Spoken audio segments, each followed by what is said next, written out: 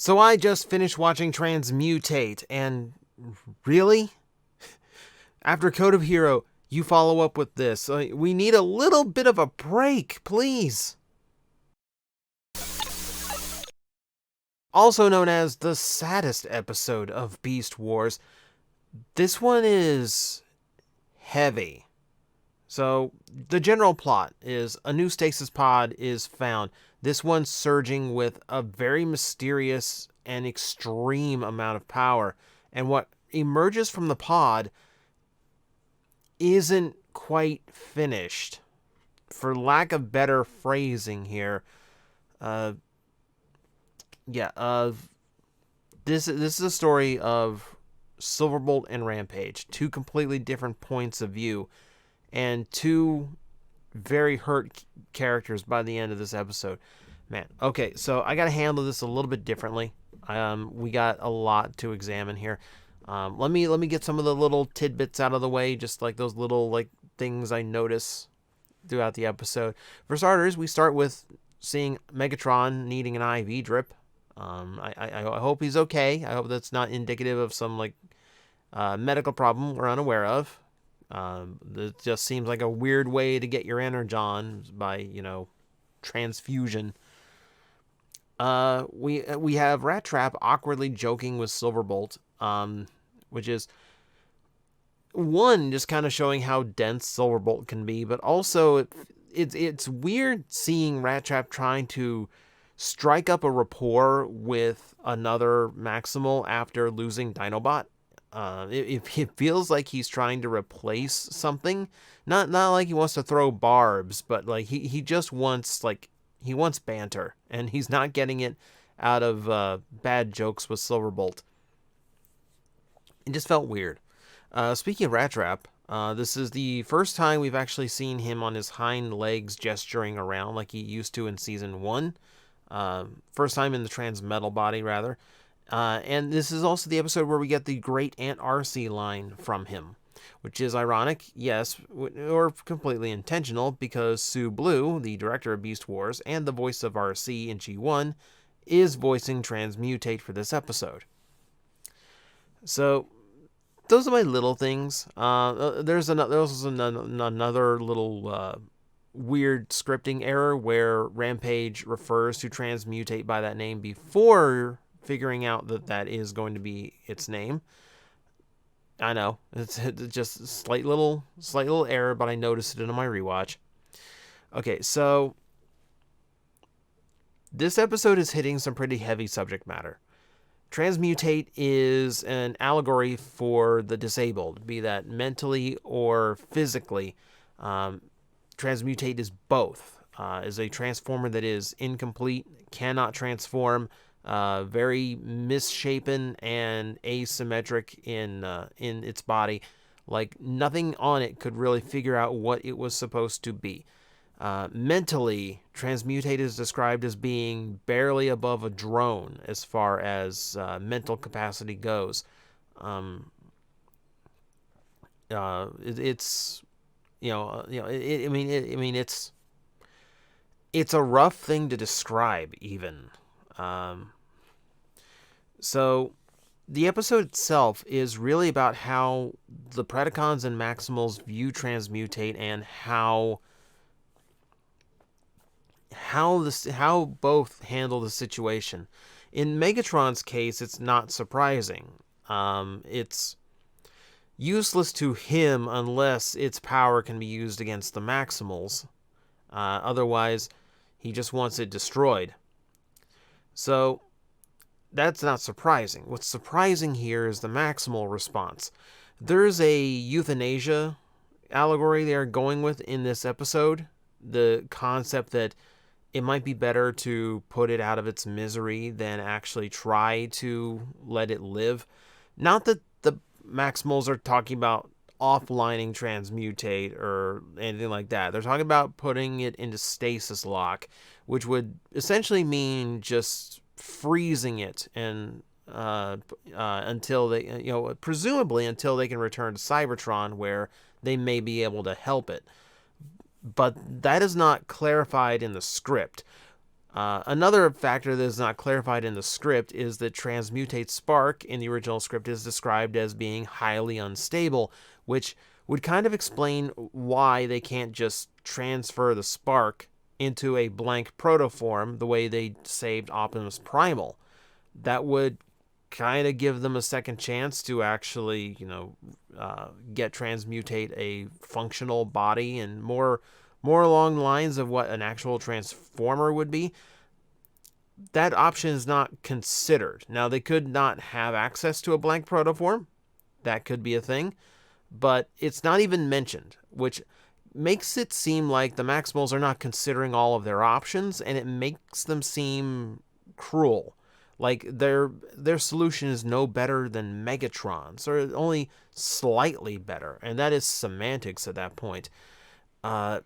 It's a bad look. It's a bad look. If it had been described better, then there would be a point to be made here. And there is something to what Primal and Rhinox believe, because Transmutate's power is extreme and unpredictable, and there is a legitimate danger to everyone if Transmutate is still functioning. But the fact that they're not even giving it a chance to grow or learn how to properly use those abilities, that's an issue. That their first decision is offline, put it into stasis lock and be done with it. Rough. In a real world situation, someone like this would need help from someone who is fully capable. And in this case, that is what Silverbolt is trying to be. Silverbolt's compassion and his care for those who are, we see in his relationship with Black Arachnia. He will give anyone a chance despite their origin, despite who, despite their outward appearance. Silverbolt wants to give them a chance to show who they really are, and the same is true of Black Arachnia, and the same is true of Transmutate. In the case of Rampage, it's a far more complicated story. We know Rampage as a mutant himself, his immortal spark.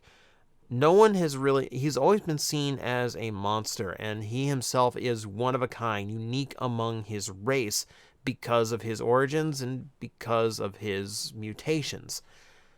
In Transmutate, he sees a kindred spirit. For the first time in his existence, Rampage sees somebody that he actually understands. That someone that he sees himself in. And for that, to finally have someone like that is incredibly powerful. When you think you are an outlier, when you think you have no one to turn to and no one that is like you, finding someone who is a massive thing. And in a race where you are literally supposed to be one of a kind, that's extremely rare. Rampage's interest in Transmutate here is in validation of who he is, because someone else is like that, because someone else can relate to what he is. It's tragic because it taps a part of Rampage that we never got to see. There is a compassion toward Transmutate. There is a genuine care out of Rampage, of all characters. Something that we never see again in the series. It's there. It's possible. But you do get the feeling that, Rampage has never acted like this before, because, Rampage is kind of insane and kind of a lunatic.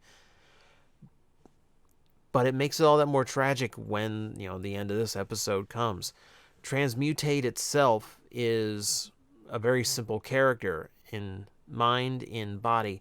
In its lifetime, in its very short life, it only got to know two concepts: friendship and being hurt. One of the few things it understood without help was seeing Cheetor hurt. So it understood the concept. When we get to the final part of this episode, seeing the two beings it considers its friend, Silverbolt and Rampage, good and dark, as it refers to them, it is capable of a self-sacrifice to stop them from hurting each other. The two she considered, it considers her. I'm trying. Later stories refer to Transmutate as a she. I'm trying to use the it pronouns that the show used. So sorry if I'm mixing the two. But in seeing these two friends fight, Transmutate is willing to sacrifice itself to stop it, because it of its own two concepts, it does not want its friends to feel pain, to be hurt. Its last line, "I am hurt," it could refer to its own damage. It could also refer to seeing its friends fight. That's left to audience interpretation. It's such a... Transmutate is an incredibly tragic character. And this is a super heavy episode for Beast Wars. There's no levity added in. Like, there's very little slapstick. There's very little comedic notes. Once Transmutate is introduced, it becomes a super serious story, and one that tackles some extremely heavy issues, and frankly, ones I don't think the Maximals really handled right. The episode, grade-wise, I'm going to call it masterful, though I do acknowledge the fault in the scripting for not acknowledging why the Maximals didn't exercise all options with Transmutate, and it did seem a little bit too cold and callous for Primal and Rhinox, of all characters, to immediately go, no, let's just put it in stasis lock. Silverbolt called it right. Do we destroy that which doesn't fit our definition of perfection? And it's spot on. Despite that, I think the strength of the episode, the strength of the character, and just the emotions that this episode manages to pull off, I do think is still worth a masterful grade. It is a one-of-a-kind episode in Transformers in general, and it's, to create a character that only exists for about 16 minutes, that so many fans care about and still feel sad over, that says a lot. That says a lot about what the writers accomplished in this episode, as well as the performances by all the actors in general. Yeah, heavy episode, very, very heavy concepts going on for a kid's cartoon especially. So that is Transmutate. And guess what? We're not going to get a break, because tomorrow there's 3 episodes to talk about. We're hitting the season finale, and oh boy, it's gonna be a big one. Guys, I am facing the most powerful enemy any YouTuber can face, the algorithm, and I need your help to defeat him. Hit the like button, hit the subscribe button, hit the notification bell, and leave a comment. Every time you do, we attack that algorithm and we drive it back until it can no longer defeat this channel. Thank you very much.